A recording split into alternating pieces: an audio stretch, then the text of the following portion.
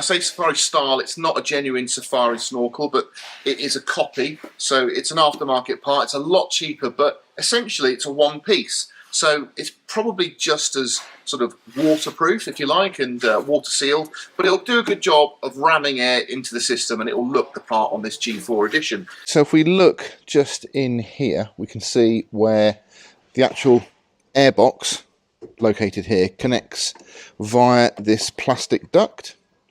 So the plastic duct locates into there and then fits onto the wing. So I've just removed that. It's just two little plastic screws. So what we're going to try and do is make this a lot more watertight by adding some silicone on the inside and onto this part here.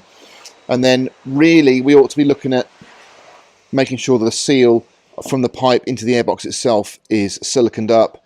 And even if you were going to do even more wading, you'd actually want to try and silicone up the airbox. So we do get a nice thick paper template, which is really handy for a job like this.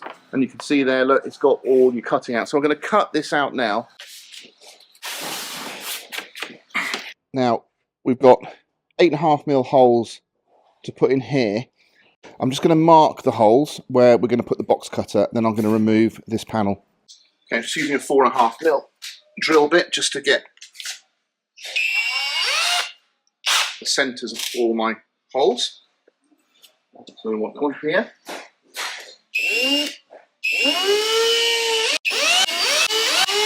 Everything's in position. Let's get the box cutter out.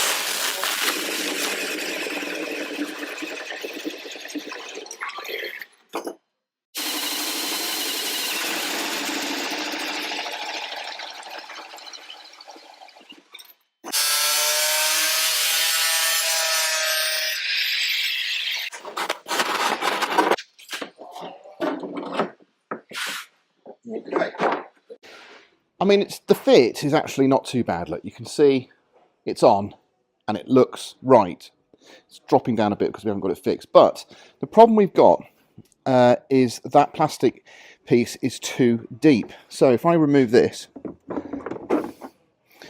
again, there's no instructions on this, so it's a bit of guesswork, which I hate. But they give you this cast aluminium sleeve here.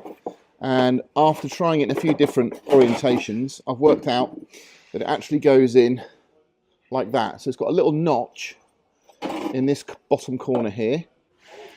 Inside, you've got a bolt that goes through to hold the wing in place. So you've got to get the plate behind that first. So tuck it in from the top, in, look, and then it sits really nicely. But there's still this flange here where the plastic on the snorkel won't actually fit. So we're going to have to take some meat off this.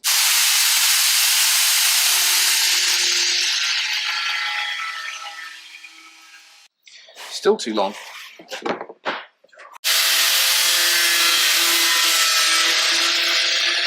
Right, I have taken a fair bit off there, but you can see, whereas before it was a gap, it's now a really nice fit. So I reckon I've taken at least 5mm off there, look. So if we go into the wheel arch liner, you can just see how much corrosion we've got, and that's where all the speed clips are in, or rather all the fixing clips are in. They're just like fell out pretty much. But it now gives us access in the wing to do the bolts up. Okay, I'm going to fit these little studs in there. They've got a hex socket on the end. So before I do that, I am going to use a little bit of thread lock, because we don't want these coming undone when we're trying to, if and when we're trying to remove the snorkel. Easiest if I put the sticker flex on the inner panel first.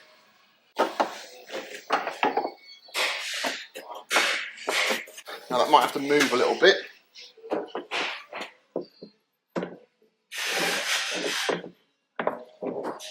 So we've got a big penny washer.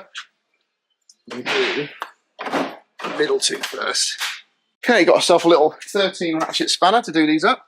I'll start with one right in here. So this is our intake. It's all nicely sealed with a sticker flex. Now we need to actually put some on our pipe here that goes to the airbox, and we have to renew it on the actual housing, because this is just a foam gasket here, and that's actually just all perished and come away. So we'll replace that with some sticker flex, get this all put on, and then we'll just get it mounted to the frame on the A-pillar.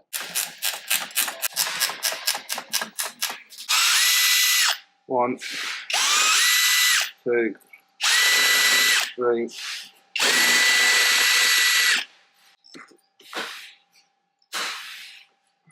Well done, this is looking good.